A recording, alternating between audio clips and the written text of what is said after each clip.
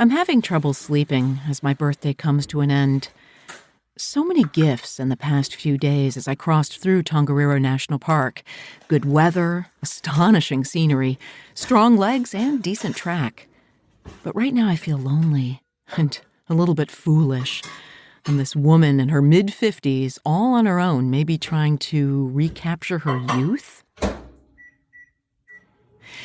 I guess it doesn't help that the gal running the ski house where I decided to take a room instead of camp is up all night with her friends.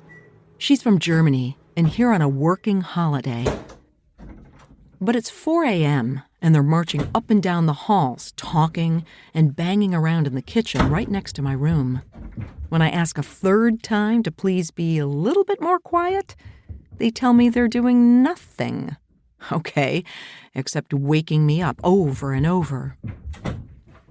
I'm too old for this. I mean, who stays up all night? Is this part of the job? The town is dead quiet, and it never occurred to me that I'd need earplugs to allow me to rest and protect me from the proprietor's racket. I send Richard a note in the middle of the night because it's mid-morning for him in Minnesota, and he tells me, "You're going to have some days like that one with the farmer who took you out on the Polaris to bring in the sheep, and other days are going to be knee-deep in mud." A truer statement couldn't be said, both for long-distance thru-hikes and for life.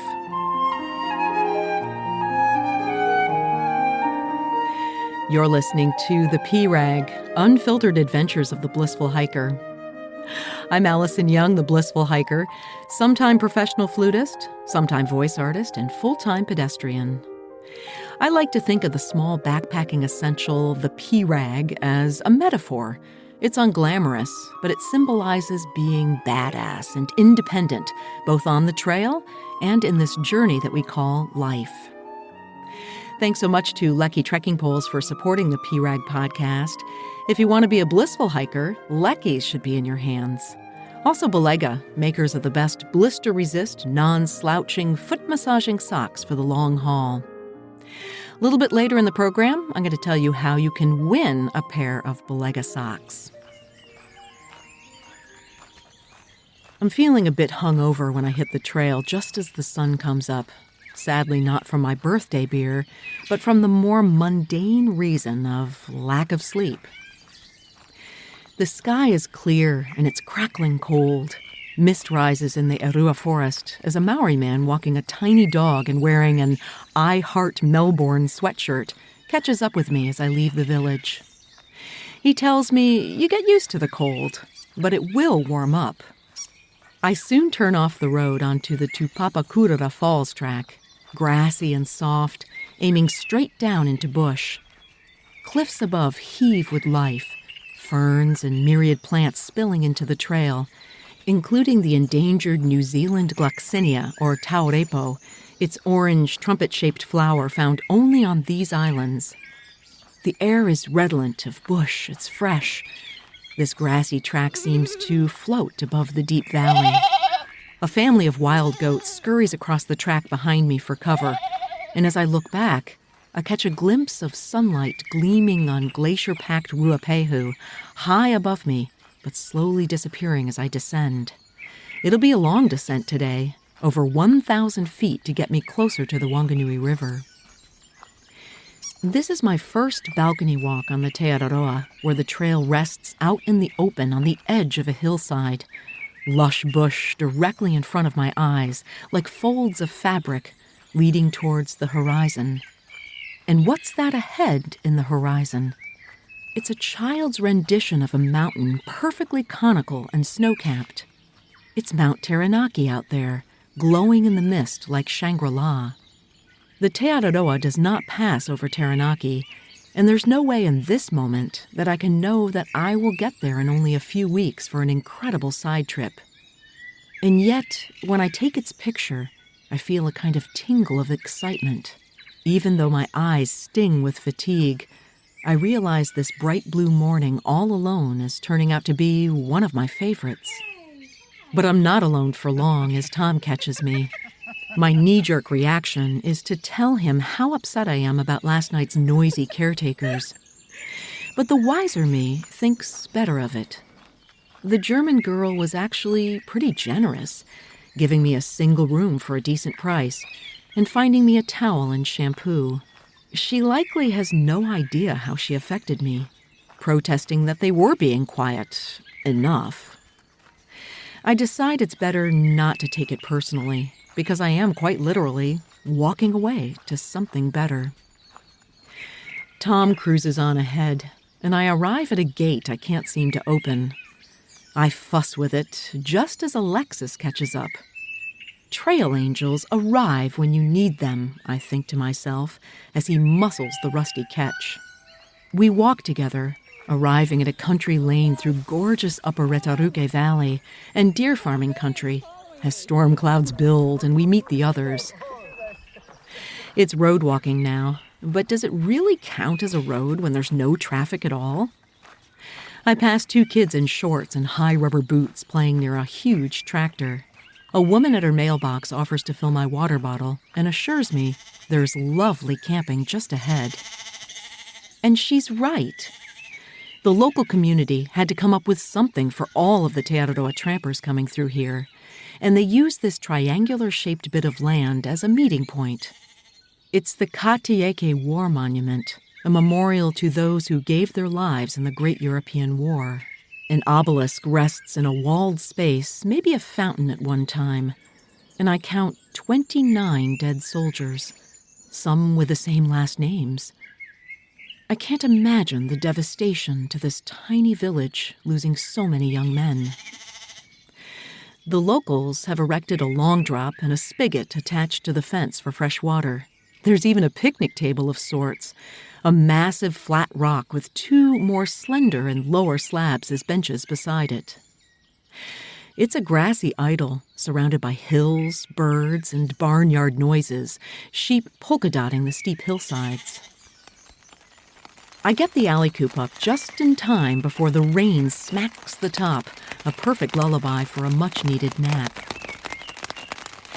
The late afternoon dries up, and it's hot and humid as the men strip off their tops, and we bring out piles of food, no one eating anything in any particular order, as dinner consists of ramen, oatmeal, tuna, Nutella, sliced bread, and gummy bears. The day did not start well for me, but that wee nap in my cozy tent with the rain really helped. And to be honest, it was not hard walking.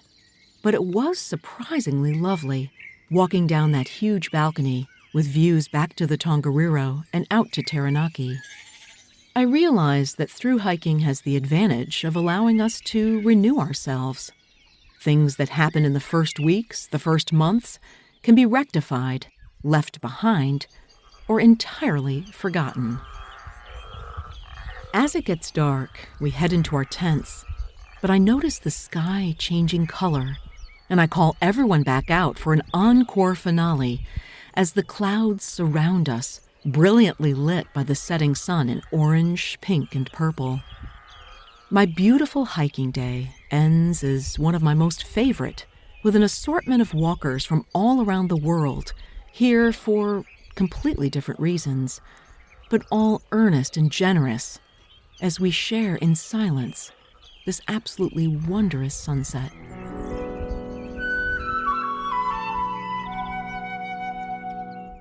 You're listening to The P-Rag, Unfiltered Adventures of the Blissful Hiker. Through sharing my stories of walking long-distance trails as a solo, middle-aged female hiker, I hope I can empower you to learn to hike your own hike, too. You can subscribe to The P-Rag wherever you get your podcasts. And if you listen on Apple, you can help others find The P-Rag by leaving a rating and a review.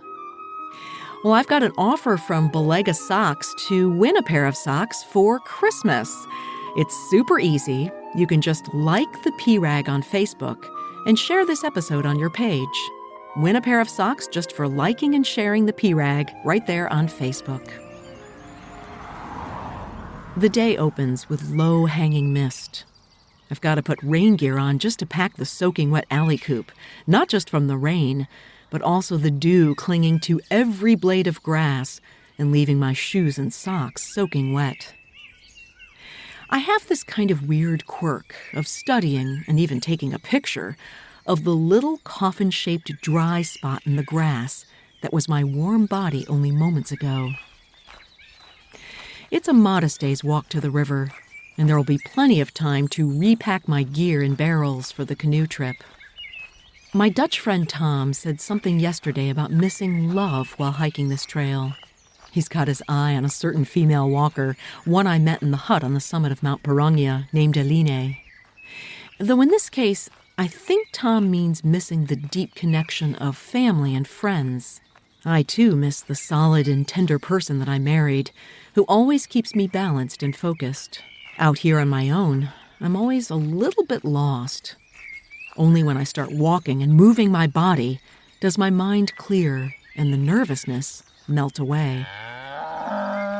It's a country road doubling as a cycle path as trail today. And you really know you're in farm country when you come across a jug placed right in the middle of the road with "Stock" scrawled on it, warning that not only will drivers share the trail with cyclists and hikers, but also with cows and sheep. I pass a barn and the shearing is on. Hits of the 90s this time, backbeat pumping incongruously against the pastoral background. Most of the way, I follow the rushing Retaruke River, views opening to its steep gorge, cliffs wet and mossy from runoff and sprouting ferns. A truck passes me pulling a trailer with 5 red canoes. I wave to Jono at the wheel. Those are our canoes. It's long strides all the way to Whakahoro, and on this hot and muggy December 16th, my footsteps are just the right tempo for unto us a child is born from the Messiah. I got to admit, though, it is not easy to whistle all those melismas. But fortunately, my critical audience here is only cows. As I walk, I think back to my birthday at the bar. When I arrived, Marco kissed both my cheeks, but the others looked kind of embarrassed, likely because I outage all of them by 25 years or so. I did feel especially odd when I stood at the bar to buy myself my own birthday beer. But come on already. Who the hell cares if you're older? David's older than you. But somehow it feels different when it's a guy. Maybe I don't have the swagger and self-confidence of these men, and I often feel way out of my comfort zone. But you gotta admit, they must be just a little impressed, or at least a little curious, that here at 54, I'm out here doing this thing. What was that famous story of the woman who decided to go to college at 54? When her kids reminded her she'd be 58 when she graduated, she said, "I'm going to be 58 anyway." The moral of the story is, even if I look slightly ridiculous keeping up with kids half my age, there's not much I can do to change the facts. A sign welcomes me to Whakahoro, population 8. A horse-crossing sign follows as I cross the Blue Duck Station. That's a Kiwi word for ranch. And it's only a few steps to the Blue Duck Cafe. I pay way too much for lunch, but it's delicious, and it's a cozy refuge from the baking sun. Bohan, Marco, David, Alexis, Tom, Andrew, and me all crowd around a table on the porch. It's marked with a sign as reserved for Te Araroa walkers, our backpacks spilling out and most of us with our shoes off, the ripe odor explaining why our table is outside. Alexis shows me how to use my trail app to plan out the coming weeks to Wellington. He reminds me I don't have to hold fast to the schedule, but at least I have a rough idea of how far I'll plan to walk each day and where I'll stay. I meet 3 soft calves with long lashes and knobby knees feasting on clover as I walk towards our camp spot. They pop their heads through the fence for a closer look and shyly allow a slight pat on the snout before running away. I set the alley coop right next to the horses' paddock, with views back towards steep cliffs and within earshot of the river. I paid for a bunk, but I'll probably sleep better outside the bunkhouse. As I throw in my mattress and sleeping bag, Eline arrives. That's Tom's crush. She's tall, brunette, and has a $1 million smile. She tells us that she walked the last 7 days, including the Tongariro crossing, all alone. And this is a woman who's never hiked in her life. She just went and did it to prove to herself that she could. But she tells me that doesn't mean she wasn't confused and uncertain some of the time.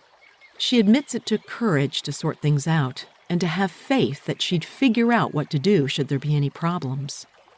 But I'm absolutely speechless. I consider myself experienced, and yet here I am getting tips on how to be brave from a novice. A kind, open, and generous novice, but a novice just the same. The successful IT executive Marissa Mayer says she likes doing things when she's not quite ready. When there's that moment of, wow, I'm not really sure I can do this, and you push through those moments, that's when you have a breakthrough. Canoers arrive from upstream and set up in the bunkhouse. I head out on Lacey's Bridge, looking for blue ducks in the rapids, and watching 2 bats flutter in the darkening sky. I must say that it helps me tremendously to meet another single woman sorting this out on her own. Both Eline and I felt called to walk the Te Araroa, and we probably set off a bit sooner than we were ready. But I have to tell myself, if Eline can do this, a Dutch backpacking novice with English as her second language, so can I. You can subscribe to the P-Rag wherever you get your podcasts. And if you listen on Apple, I'd love it if you could leave a rating and review to help others find the podcast. And as a way of saying thanks, Belega Socks is offering you a chance to win a pair of their socks, the best blister-resist, non-slouching, foot-massaging socks for the long haul. All you have to do is like the P-Rag on Facebook and then share it. It's easy schmeezy. You can win a pair of socks just for liking and sharing the P-Rag on Facebook. Next week, the through canoeing section of the Te Araroa begins when the trail joins a great walk. I definitely put that in quotes because it's a river, the Wanganui River Journey. It's down one of the most beautiful bodies of water in the entire world. Until then, my friends, kia kaha and happy trails.